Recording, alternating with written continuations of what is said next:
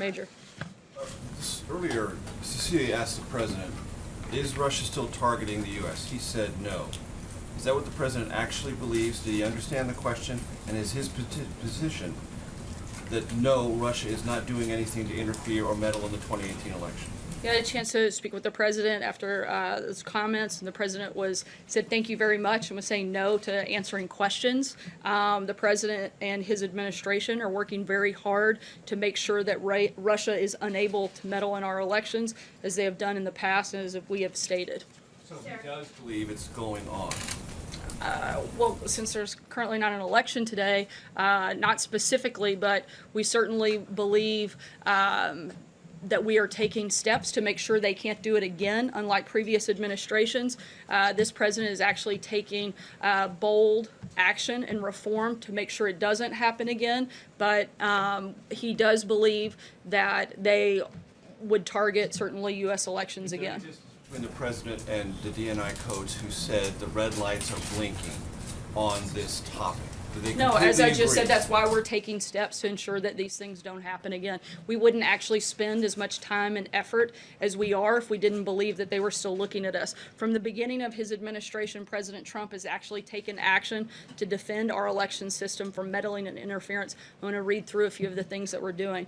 In May of 2017, President Trump signed an executive order to strengthen and review the cybersecurity of our nation and its critical infrastructure.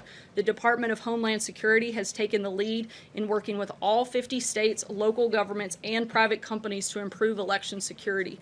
DHS has increased coordination among all election partners. 34 states, 52 county and local governments, and 5 election companies receive cybersecurity scans regularly from DHS. DHS plans to provide on-site risk and vulnerability assessments to all states that request it.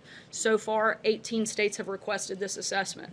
A new pilot program was launched to increase rapid response capabilities on Election Day, and in 2017, on-site cybersecurity support was provided. In March of 2018, Congress provided the Election Assistance Commission with $380 million in funding for election assistance grants to states. These are steps that we've taken to prevent it from happening. These are steps that we've taken because we see that there's a threat there. Cecilia. Thank you, Sarah. I just want to clarify what you just said. Dan Coates said point blank the threat is still ongoing from Russia. Does this White House believe that currently this threat is still ongoing? Certainly, like I just said, we believe that the threat still exists, which is why we are taking steps to prevent it. Again, you wouldn't go through that lengthy process if you weren't. The president yesterday clarified his comments from his press conference Monday with Leonard Putin. Does the president stand by all of his other public comments on the trip, including his constant interview criticizing Theresa May's handling of the Brexit negotiations, his comments that Russia controlled Germany over that pipeline, and other comments in that press conference Monday where he continued to cast doubt on the Intelligence Committee's assessment of Russian meddling in the 2016 election? Does he stand by all of those? Again, the president saw a need to clarify the position. He saw how his comments were being interpreted. He looked at the transcript and clarified those comments. And sir, does the White House have any response to the arrest and indictment of a Russian national who's accused of trying to infiltrate American political organizations, particularly on the right, to try to influence American politics? Certainly, we're looking at that, but just to clarify, I know that there was massive media hysteria yesterday over confusion between that individual and a White House staffer, which I think shows, frankly, the outrageousness and the just desire to find the negative in everything that this president does. Just because somebody was simply redheaded, they were accused of being some sort of spy for Russia. I think that this has gotten totally out of control. You guys need to take a little bit of a step back, slow down, and quit going after the Trump administration on every single thing that takes place. You have no response to the indictment, but you have a response to the media? I said we're looking at it, but this is a lengthy process. We're going through it. However, I do have a response to the fact that simply because somebody had the same hair color, they were accused of being a Russian spy by a large number of people, frankly, in this room. Roberta. The President today and the Secretary of State both spoke about progress being made in trade talks with Mexico. And I'm wondering whether trilateral talks with Mexico and Canada and also the bilateral talks with Canada are effectively off the table for now. Is the administration choosing to go with Mexico where they see if there's progress and forget about the trilateral approach? We're continuing both of those tracks. We see a lot of progress on the conversations with Mexico, and if we could make a bilateral deal with them, we're certainly very happy to do that. But again, we're continuing both conversations, both tracks. Maggie? Thank you, Sarah. Russian authorities yesterday named several Americans who they want to question who they claim were involved in Bill Browder's quote-unquote crimes in their terms, including a former ambassador to Russia, Michael McFaul. Does President Trump support that idea? Is he open to having U.S. officials questioned by Russia? The president's going to meet with his team, and we'll let you know when we have an announcement on that. For a second, is that a topic that came up in their conversation? Did President Putin raise this with President Trump? There was some conversation about it, but there wasn't a commitment made on behalf of the United States, and the president will work with his team, and we'll let you know if there's an announcement on that front. Blake? Thank you, Sarah. The president earlier today said that there could be, quote, tremendous retribution for the European Union if there's not a deal struck on auto imports. In the past, he has talked about potentially putting a tariff of 20%. Is that what he meant today by tremendous retribution, or is it possible he goes even beyond that? Certainly that's an option on the table that the president is considering, but we are in the investigation process right now, and we'll let you know when we have an announcement. Yemi? You brought up the Fed. The Beige Book just came out, which is anecdotes from across the country of what's happening with the economy. Here's some of the headlines. Manufacturers are concerned about tariffs. They're dealing with higher prices because of trade. Tariffs are increasing metal prices, and ag prices have fallen because of Chinese tariffs. It's not necessarily a rosy picture with the tariff situation. Your response to those headlines would be what? Yeah, the president is focused on long-term economic principles. We have one of the strongest economies that we've had in decades. He continues to look for ways to help protect American workers, and he's going to continue to do that on a number of different fronts in a number of different ways. Again, this is short-term, and the president hopes to open up a number of different markets and to create a more playing trade field across the globe. Yumi? Hi, Sarah. Two questions. The first one, in Finland, President Trump, when talking about the stances of the U.S. intelligence community and of Russia, he said, quote, that both parties, I have confidence in both parties. After a young woman was killed in Charlottesville, Virginia, after protesting neo-Nazis, he said, I think there's blame on both sides. Some people see this as the president continuously making false equivalences. What do you say to that criticism? I would not compare the two situations. The president, I think, said exactly what he thought yesterday in his remarks, and I would refer you back to those. Josh? Sorry, go ahead. And also, does the president see the interference in the 2016 election and possibly in the midterms as an attack on democracy, American democracy? The Secretary for Homeland Security said that it was an attack on American democracy, but the president said that the Democrats were weak, that Republicans basically had better systems. Does he see it as an issue of American democracy or just his opponents being attacked? Again, the president thinks that we have to focus on securing our election integrity and our election systems, which is why he has spent so much time with his administration making sure that this doesn't happen again. Let's not forget that this didn't happen under President Trump's watch. This happened under the Obama administration. We're taking steps. We're making bold reforms to try to fix this and make sure it never happens again, because we take it seriously and because we recognize that our election system are incredibly important and is certainly a cornerstone of our democracy. Josh? The president spent 2 hours. The president spent 2 hours and 10 minutes with Vladimir Putin. Was there a deal made on Syria? Was there a deal made on anything? Can you give us any sense of what came out of that meeting? Certainly, as the president said, a number of issues were raised, including Syrian humanitarian aid, Iran's nuclear ambition, Israeli security, North Korean denuclearization, Ukraine and the occupation of Crimea, reducing Russian and U.S. nuclear arsenals, and of course, your favorite topic, Russia's interference in our elections. All of these issues were talked about. This is the beginning of the dialogue with Russia and our administration and theirs, and we're going to continue working through those things. But those were all of the topics, and certainly probably others that were covered. Follow up on a number of issues, from the annexing of Crimea to election meddling. The president seems to have spent more time criticizing his predecessor, Barack Obama, for letting it happen in his telling than Vladimir Putin. Do Do you have any sense why the president has not been more critical of Putin for some of these events that the entire world stage has really gone after him about?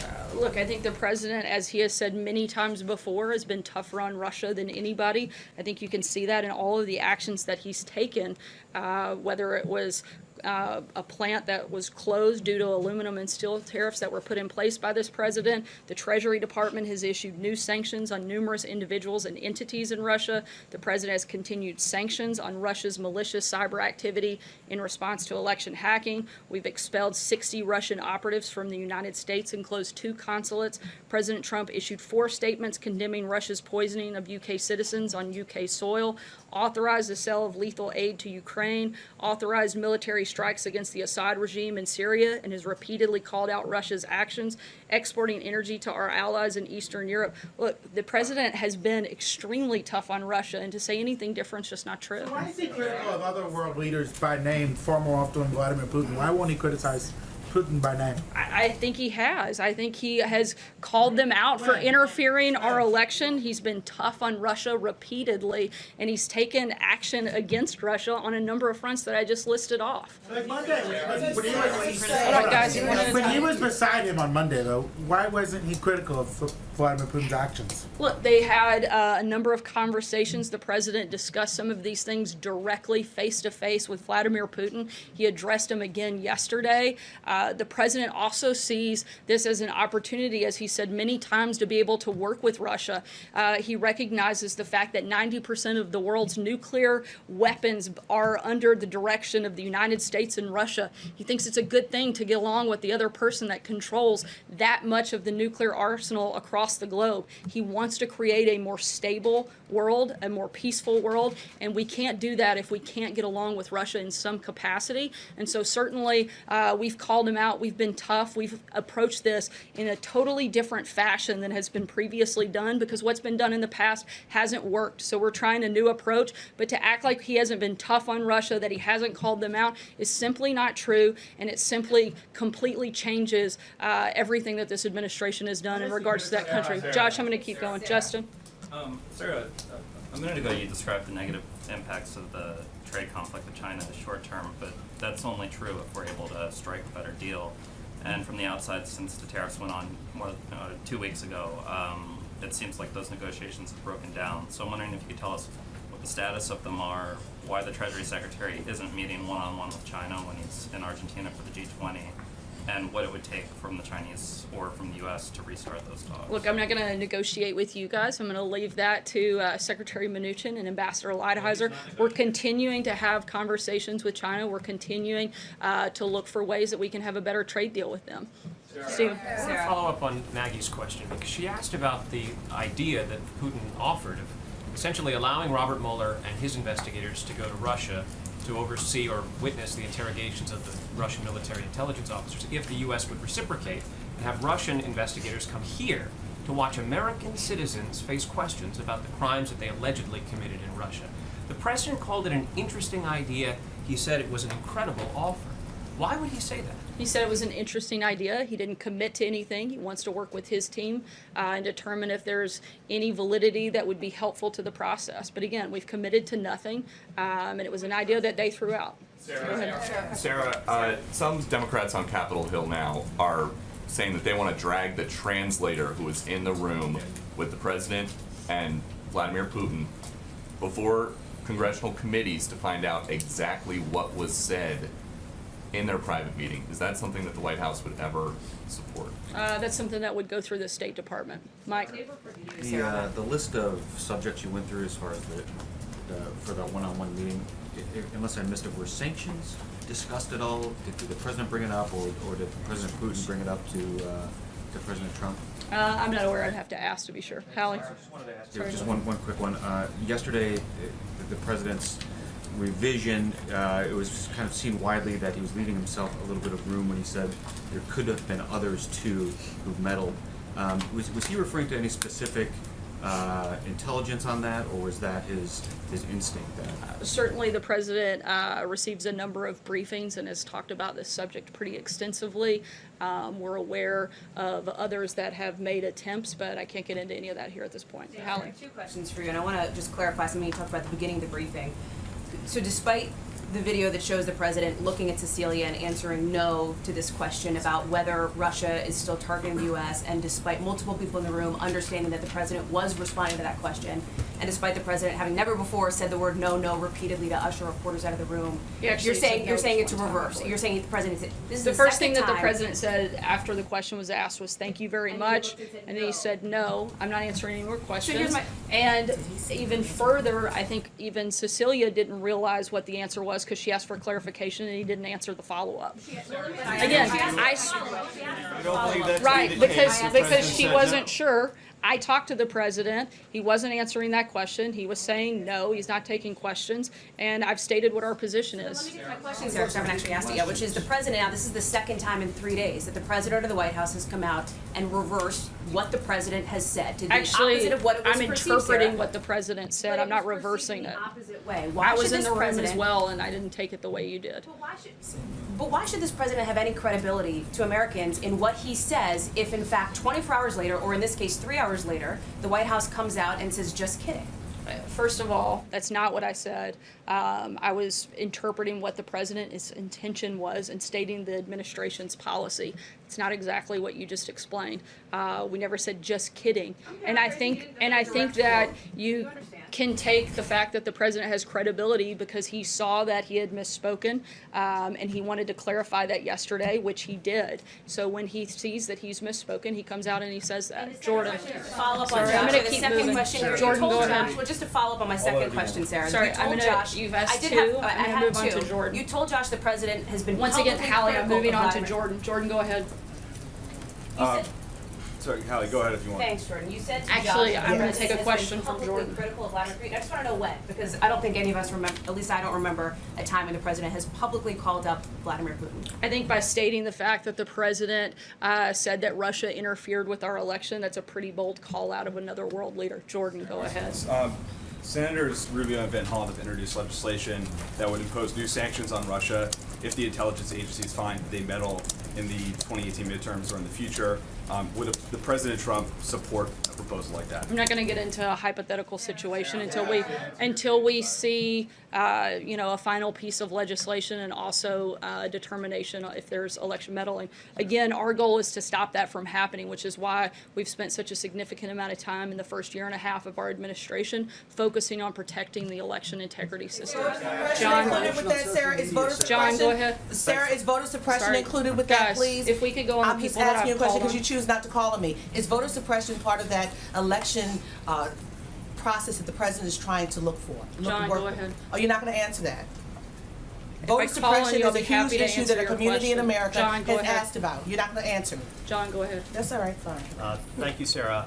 I wanted to ask you about the immediate reaction to the president's comments that he made at that joint press conference in Helsinki. It was immediate. Every cable channel, Fox, NBC, CNN, reacted immediately to the suggestion the president made that he did not believe that Russia interfered in the U.S. presidential election.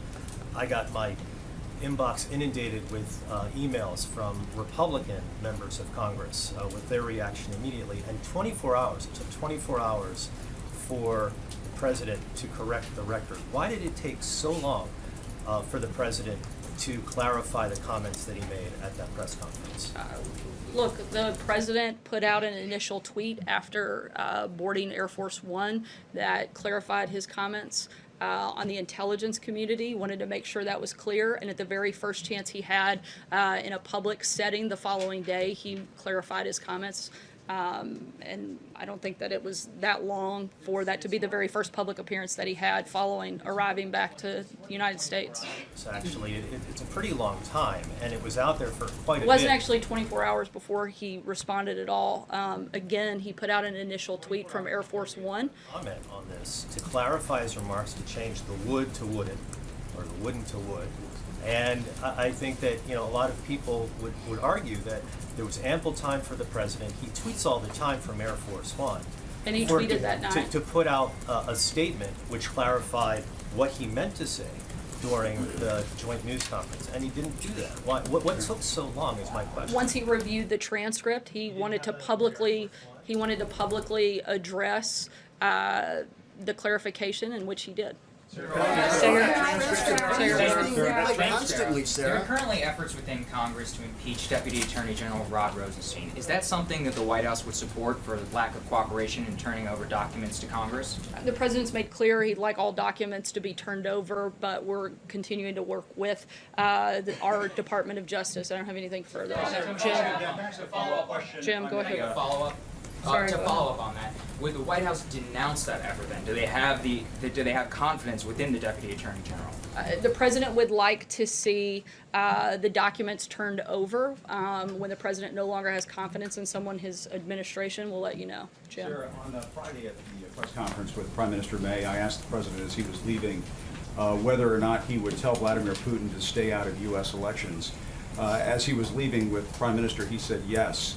Did the president tell Vladimir Putin at their summit in Helsinki to stay out of U.S. elections? Certainly the president, as both he and President Putin said, discussed election meddling. I think we've made very clear what our position is on that front. You're saying that they discussed election meddling, but did the president of the United States tell the president of Russia to stay out of U.S. elections? Did that occur? The president has made clear to Vladimir Putin that he should stay out of U.S. elections. Sorry, I'm going to keep moving. April, go ahead. Was there a recording Sorry, Jim, made? I'm going to take a couple last questions. Was there a recording made of their one-on-one meeting? Does that exist? I'm not aware of one. So Sarah, since you keep saying that the president is very concerned about the election process, you talk about what he's doing. You did not mention voter suppression in that. Voter suppression has been an issue for decades. And particularly in these last few elections, is voter suppression now on the table? When he was talking about voter fraud, people were talking about voter suppression as well. Is voter suppression on the table as well? We want to do everything within our power to protect the integrity of our elections, and we're going to look at that on a number of fronts. The reason I address these specific issues is because of Russia's involvement in our elections in the past. I'm going to take one last question. Right here, Jim.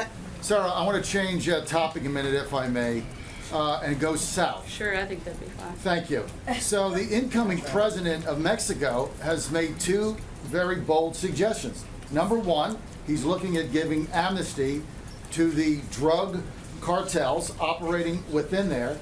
Today they come out and say they're seriously looking at legalizing all drugs in Mexico. Now if they do that, obviously it's going to have a tremendous impact on the incoming amount of drugs into the United States.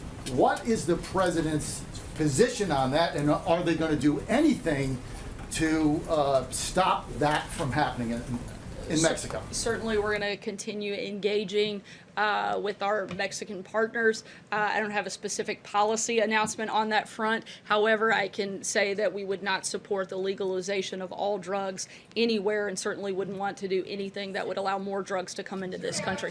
Thanks so much. Have a great day.